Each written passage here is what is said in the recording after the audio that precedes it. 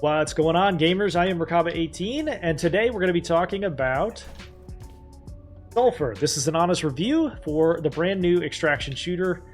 This is a very Tarkov style of game with a much less serious emphasis. As you can see, it's got a very hand-drawn art style. There's a lot to talk about with this one. Let's start with the only negative that I have with this game, which is the jumping. So on these platforms that you jump to from different places, it is occasionally very frustrating and very hard to get to certain places. It's a minor little gripe, but it is one that is going to be a little bit frustrating, and you're going to have to learn and work through how to overcome that to some degree. There's a variety of different elements to this game. As you can see here in the menu, you end up with all these different weapon slots and armor slots. They're very silly. For example, here I have an ice skate or sneaker. And you can put two different types of shoes on. It's just very silly and humorous. The gunplay is fun and compelling and interesting. It's got a ton of unlockable secrets.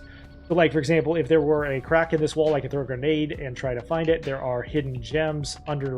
Sometimes these are full of water. You'll find chests underwater, behind waterfalls. There's a variety of different secrets that you can unlock. Every time you run into a different area, it's going to be a different place. It's going to be completely different. It's procedurally generated, so it's random.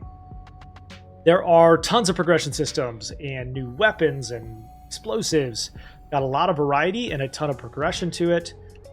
You can also use magic and add attachments to your weapons and make those better in different ways.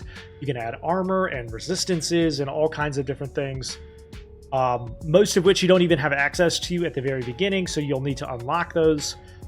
Overall, this feels like a very, very welcome addition to the extraction genre. It is a type of game that I have been looking for a very long time, and it is not really...